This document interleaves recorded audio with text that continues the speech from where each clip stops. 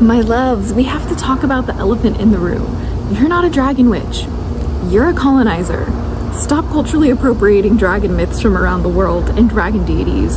And yes, I am part of the problem. In today's video, we're going to break down about the rising trend of cultural appropriation within the Dragon Magick community, how you can avoid it, the mistakes I've made, and ultimately how to have an ethical practice of dragon magic. And if you're new here, assalamu alaikum, merry meet, and welcome back to your daily dose of DragonFaether. My name is Azura DragonFaether, the Draconic Priestess, and today I will be your host at debunking the mystery of cultural appropriation within the Dragon Magick community. And just a little disclaimer here, this video is being prompted mostly because I have been part of this problem. I see it continually being an issue in the community. I see people taking it way too far with dragon deities, specifically within the practice of dragon magic. And today, instead of leaving you alone, I'm going to talk about it. Okay, so we really need to get into the nitty-gritty here. I'm not here to come for anyone's practice. This is basically just a crash course on how to have an ethical practice of dragon magic, no matter where you start, basically. So this is why, first and foremost, nowadays in my practice as a dragon witch, I'm always going to be the first person to tell you, research everything, okay? Dragons are the symbol and the face of diversity for a reason, okay? You shouldn't be working with any type of dragon or any type of dragon deity or any type of dragon spirit that has historical precedent to it, that has cultural relevance to it, if you do not know what the hell it comes from, okay? Like, for example, you should not be working with Tiamat if your only experience with her is from Dungeons and Dragons and Godzilla. No. You should not be working with Apep or Apophis if you're personifying him as a spirit outside of his cultural context, okay? These are just a couple of examples. But the reason why this is so important is because one of the biggest issues that I see within the Dragon Magick community is people utilizing these very popular dragon deities like Tiamat and Apep and Leviathan and Jorgmungunder, and just to name a few. And unfortunately, I see so many people taking it a little too far in the sense of like almost role play, right? So like they're really blurring the lines between like Dungeons and Dragons and actual witchcraft, okay? And this is really the problem here, because it has no appreciation for the original roots of the mythology that these dragons come from, right? Like the whole entire point of our practice as dragon witches is to know the history of the dragons. That is the most important part about being a dragon witch, and I do not care what anyone else says. I will die on this hill gladly. If you do not do your research, you're just being sloppy, okay? And the reason why I know this is because, hey, hi, hello, I'm part of the problem. When I was a kid, a literal minor, a literal child, I was making videos on this channel about working with Fafnir as an elemental dragon guardian of fire. He is a Norse dragon god of greed who was a dwarf turned into a dragon to protect his hoard of treasure. How did I get that so wrong? This is why I'm making this video, because so many people in this world today think that Fafnir is part of an elemental dragon guardian system rather than an actual ancient deity. That is my fault, okay? Like, I take full responsibility for that. And this is large in part due to the Dancing with Dragons book by DJ Conway.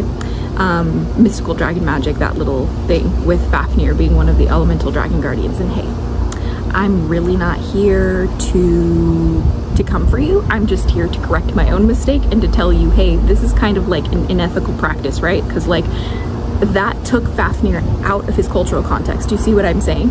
So like me practicing, or anyone really, especially DJ herself, using that name in particular for being the dragon guardian of fire is so problematic, because it removed Fafnir from his original cultural context. It transformed him into being something completely different for a completely different purpose, and it lost his original roots in the process. So when we do this, we're actually disrespecting the dragons rather than honoring them. See, this is why it's really important for you to understand your myths, okay?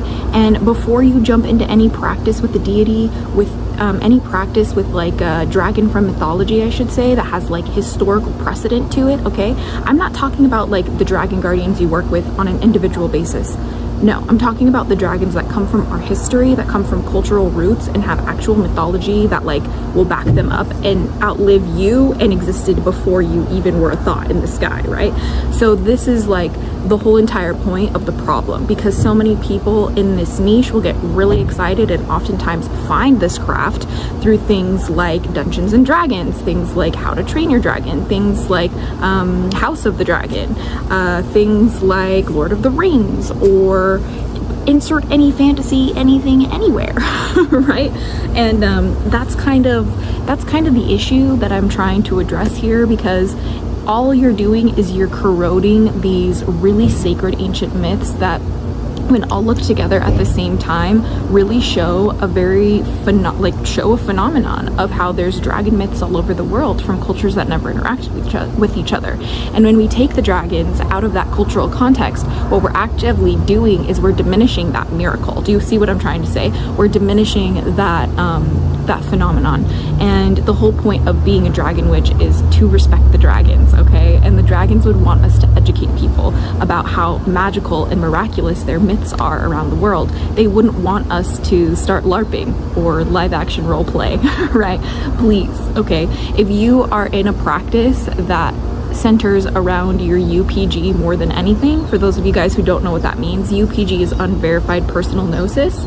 All that means is that you're going in your craft based off of what you intuitively feel or what has come to be a truth for you personally, something that's not backed up by history, something that's not backed up by cultural precedent, and something that's not backed up by anything other than your personal experience or a collective experience with like a group of people today. This is really kind of problematic because it really forgets the main roots of things, which is, where did the myths come from? What are the stories about them? What were the cultural context of these beings, and etc.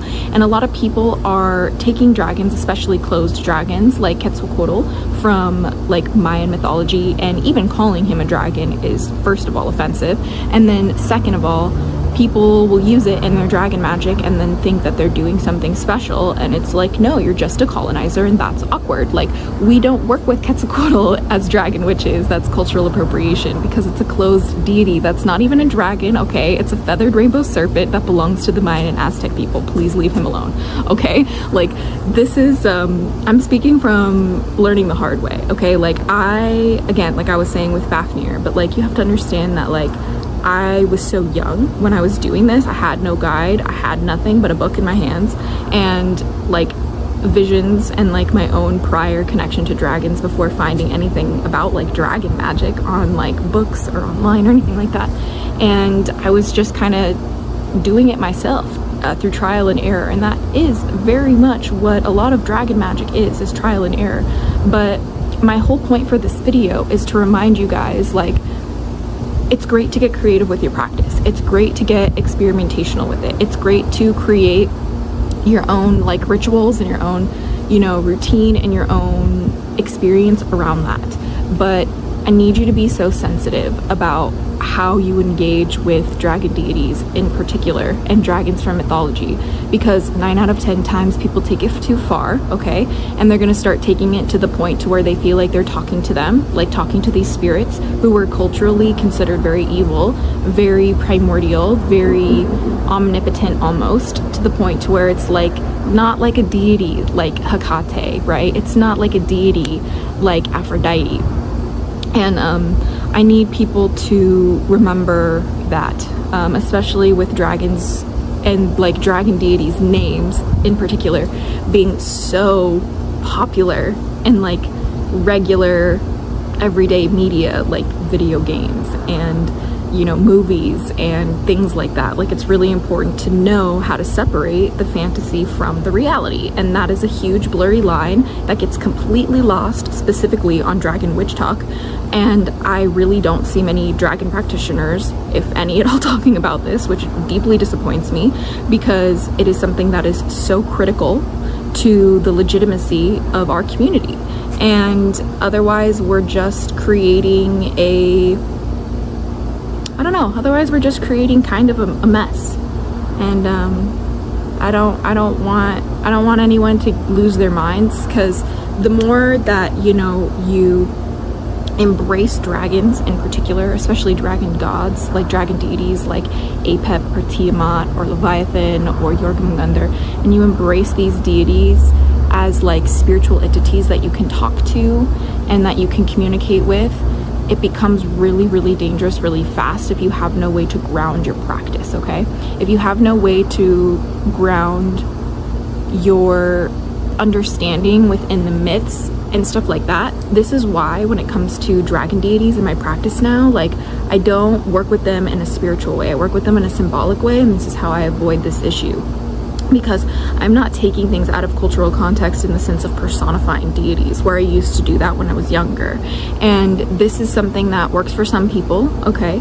And I'm not coming for you if this is how you practice. I'm just giving a word of caution, because like, I've just seen so many bad things happen so fast, and I see, you know, people using these names in particular of dragon deities to profit off of you and to sell you things like, you know, items or readings, or, you know, then they'll start saying that their products cure like shit because of whatever it has, crystals and metal in it. I don't know, okay? Like, that's not real, okay? Like, unless you can scientifically prove something cures something, like, it's just hocus pocus. I don't like using that term very much, but I'm using it in the sense of this video for the sake of this video, because people will really tack on the name of a deity, in particular a dragon god, to whatever kind of content they're doing, and then they'll try and sell you something that's really expensive, and that is how they get you, is by your love of said dragon deity, okay?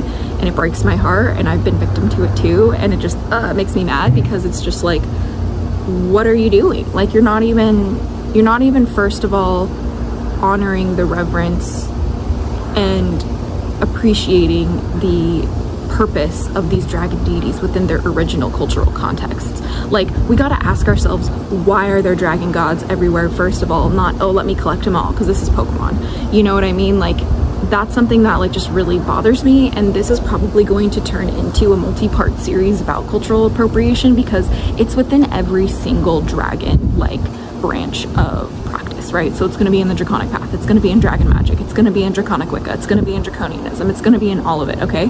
And that is something that we really need to come to terms with, about how this really does impact people in a negative way from the cultures in which they come from, and how it like essentially erodes the sacred, special nature of these myths that we're not appreciating, okay? Like, you don't appreciate myths about Tiamat by like saying she has 3 heads, okay? She's not a Hydra. That is cultural appropriation. For example, like, you don't appreciate Apep by personifying him as a spirit, okay? Like, you don't appreciate things that way. And this is why I really felt the need to talk about this, is because there is an ethical way to practice dragon magic when it comes to myths and it comes to working with dragon deities in particular. But you have to understand, this is an advanced practice for a reason. And that is why I tell people, you are not ready unless you start to study everything. Do you understand me? You have to study everything, every myth from all around the world. That is what makes us dragon witches. That is what makes us truly advanced practitioners. This is why it's an advanced craft. It's not just, ooh, correspondences for plants. No, I need you to know about all the cultures, all of the nuance. I need you to know about all of the dragon gods that come from them. I need you to know about where the dragon myths come from, how they were influenced, how they were rechanged through Christian lenses, how, you know, colonization affected them, and all of it. I need you to look at all of it, because that is part of the practice. Like, dragons demand decolonization. Like, dragons demand diversity. Like, dragons demand, like, everybody deserving dragons, because they're part of all of our cultures. It's not a, oh, you're so special, you're chosen. No, that's gross. That's weird, and it's spiritual elitism, and it's gatekeeping something that doesn't need to be gatekept, okay? Unless the culture itself, like we talked about with Quetzalcoatl in this video, unless the culture itself is saying, hey, this isn't a dragon, don't lump us into that, like, that's the difference, right? Like, that's what makes calling Quetzalcoatl literally a dragon, literally cultural appropriation, because the people in that group, that cultural group, said, hey, no, that's not what this is. Please don't do that. Oh, hey, that's the people who is intimately tied to this deity. I should listen to them. I don't know why that's such a, like, a crazy concept. but it is, okay? And I just would, my final thing about this is don't summon these deities. That is cultural appropriation. I will die on that hill, okay? Because there is nowhere on how to summon these deities from their ancient cultural roots. And if there is, let me know in the comment section, because I can guarantee you there's not. I really have deep dived into this since my bullshittery with Fafnir. May Allah subhanahu wa ta'ala forgive me. May the dragons forgive me for that. But it's part of my journey, and that's why I'm using it as like an example in today's video, because like I'm not immune to this, and I wanted to remind you guys how easy it is to do that in this practice, because there's such an overlapping of like dragon magic and like fantasy, right? Like you really have to just keep your eyes open for this and just remember, because like even in Dungeons and Dragons, there's a dragon called Bahamut with the name of a fish deity from I believe Babylon as well. Correction, my darlings. Bahamut is not from Babylonian mythology. He's from Arabian and Islamic mythology. We're talking about so many different dragon mythologies, I accidentally misspoke there. But back to your regularly scheduled content. And not a dragon, okay? Like Bahamut's not a dragon, not a platinum dragon, never was a dragon in the myths, okay? He's a fish. He's a really big fish, okay? He's actually not the dragon in his myth, okay? Falak is, but we'll definitely get into that in another video. My whole entire point, my loves, is that you need to chill on the finding a dragon deity that you like and jumping straight into working with them as a spiritual entity. Please stop doing that. Like, please just go pick up some books. If you find a dragon deity that you love, start to learn about their myths, start to learn about their history, start to learn about their symbolism, start to learn about what they represented in the culture. Why was it important? Why were they significant? Why were they considered evil? Why were they considered, you know, like gods, right? Because like some cultures personify their dragon deities as like literal the worst thing ever. Hey, hi, hello, APEP. And then some cultures personify the dragons in one of the most beautiful way. Hey, hi, hello, Ryujin from Japanese mythology. So I need you to be like just a little less emotional about this, because I know a lot of people get really emotional about this topic. They're like, I can do whatever I want in my practice. No, you can, you have free will, but does that mean that you're actually practicing dragon magic, or are you LARPing? Because I'm pretty sure that most of y'all are LARPing when you don't respect the like actual lineage of these deities, where you don't respect the cultural nuance and why they exist and what they're for and what they represented and the stories that they tell and why it's significant. And that is the point, okay? So how you avoid the cultural appropriation in your dragon magic moving forward is anytime you encounter a dragon with a name, research it, okay? And I don't care who it is. If you encounter something that seems weird, I'm not really sure if that's real or not, research it, okay? Research the name, research the dragon, research the mythology, research anything about the dragon with the name. And so like a dragon like Tiamat, for example, research it. A dragon like Bahamut, for example, research it, because if you do that, you're gonna figure out he's a fish, And then a dragon like APEP, for example, research it. Why? Why did people absolutely hate this dragon? Why would they not even say his name? Why would they separate it with, you know, slashes? Why would they not even do that? X, Y, and Z, right?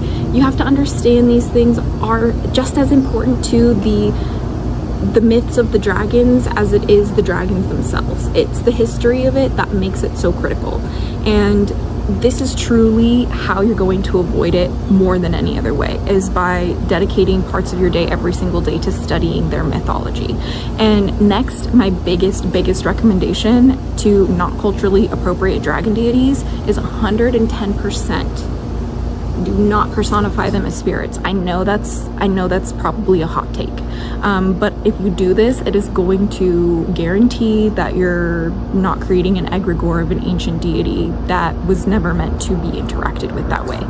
And I know that might be an unpopular take. I'm really sorry about that, but it's really important to note that it's really just important to note the history of these deities, because a lot of these dragon deities that we know and love today as dragon witches were not worshipped. They did not have temples. There was nothing like that. I mean, in APEP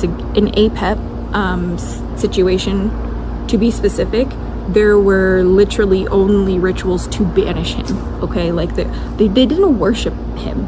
They didn't have temples for him. They hated him. They feared him. They were horrified They didn't want anything to do with. They were like this every time APEP came around, okay?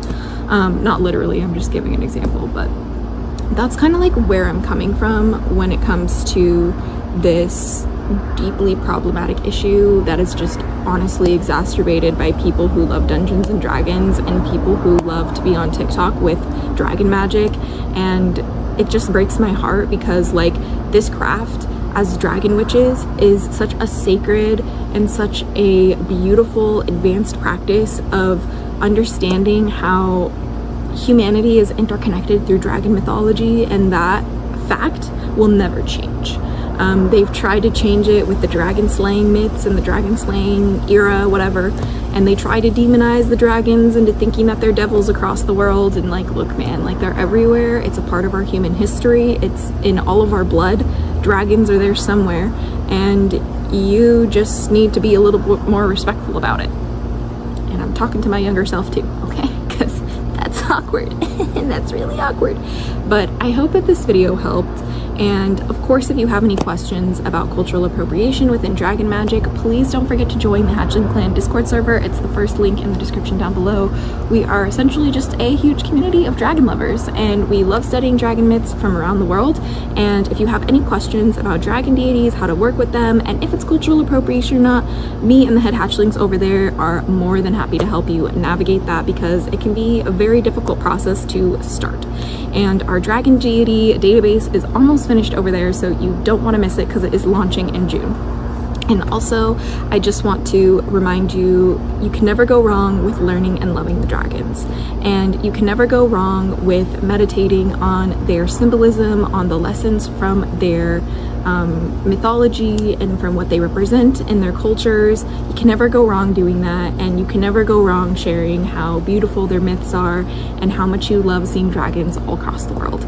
So stay safe out there, my loves, and thank you so much for spending some of your day with me today in this kind of a controversial video. I know it's a little bit of a hot topic, but please let me know your experience with the dragon deities in the comment section below, and let me know how you feel about cultural appropriation within the Dragon Magick realms.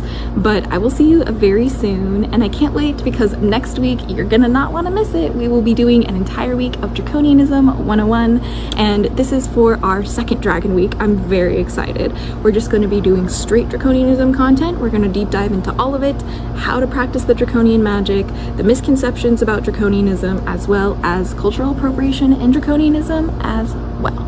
So you won't want to miss it, and I will definitely be looking forward to seeing you there. But until next time, stay geeky chick and freaky, geeky chick and freaky, geeky chick and freaky, geeky chick and freaky. Little hatchlings. Good office, blessed be. I mean, please follow me so I don't get lost.